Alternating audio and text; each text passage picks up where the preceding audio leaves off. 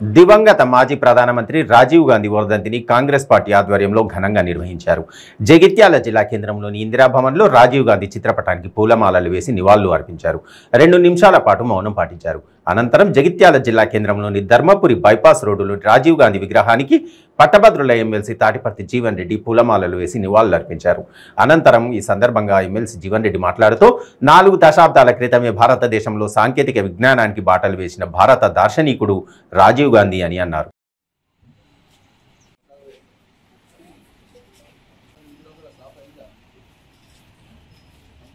राजीव गांधी अमर है, राजीव गांधी अमर है। जब तक सूरज चांद रहेगा राजीव जी का नाम रहेगा, जब तक सूरज चांद रहेगा राजीव जी का नाम रहेगा, जब तक सूरज चांद रहेगा राजीव जी का नाम रहेगा, जब तक सूरज चांद रहेगा राजीव जी का नाम रहेगा। याद रखेगा हिंदुस्तान, माँ बेटे का बलिदान याद रखेगा हिंदुस्तान। कांग्रेस पार्टी जिंदाबाद, कांग्रेस पार्टी जिंदाबाद। राजीव का बलिदान याद रखेगा हिंदुस्तान, राजीव का बलिदान याद रखेगा हिंदुस्तान।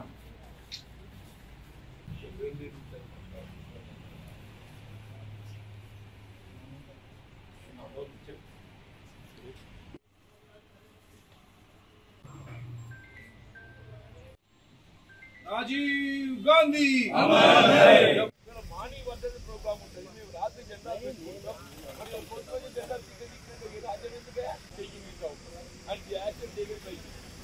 వాస్తవంగా స్వాతంత్రానికి పూర్వం ఎందరో మహానుభావులు ప్రాణాలు అర్పిస్తే ఆ స్వాతంత్రానికి అర్థం చెప్పే విధంగా దేశ స్వాతంత్రానంతరం ఏదైతుందో దేశ ఐక్యతను సమగ్రతను కాపాడబడే విధంగా ప్రాణాలు అర్పించినటువంటి ఘనత మరి సరిగ్గా ఇందిరాగాంధీ గారు రాజీవ్ గాంధీ గారికి దక్కుతుందని చెప్పక తప్పదని చెప్పంటున్నాను. వల్ల ఈ దేశాన్ని కుల మతాల పేరిట విడదీయాలని చెప్పని తలస్తున్న సందర్భంగా యావత్ భారతదేశాన్ని సమైక్యంగా నిలబెట్టాలనేటువంటి సంకల్పంతో భారతదేశ సమగ్రత కొరకు ఏదైతుందో స్వర్గీయ రాజీవ్ గాంధీ గారు ఆనాడు కేవలం ఒక ప్రతిపక్ష నాయకుడిగా చెప్పంటున్నాను. ఆయన సద్భావన యాత్ర కార్యక్రమాన్ని చేపట్టి యావత్ భారతదేశాన్ని సమగ్రంగా నిలబెట్టిన ఒక ఘనత రాజీవ్ గాంధీ గారికి దక్కుతుందని చెప్పక తప్పదని చెప్పంటున్నాను. వీళ్ళ సాంకేతిక పరిజ్ఞానానికి నాంది పలికింది రాజీవ్ గాంధీ.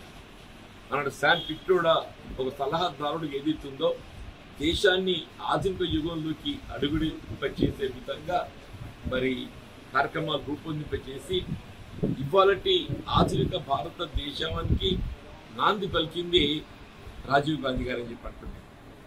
ఈ దేశానికి అభివృద్ధికి ఏదైతుందో పల్లెసీమ పట్టుకుమ్మలని తెలియజెప్పబడే విధంగా వీళ్ళ కేంద్రం నుండి కేవలం వీళ్ళ గ్రామ పంచాయతీలకు ఎన్నికలు నిర్వహిస్తేనే సరిపోదు, ఎన్నికల నిర్వహణతో పాటు ఏదైతుందో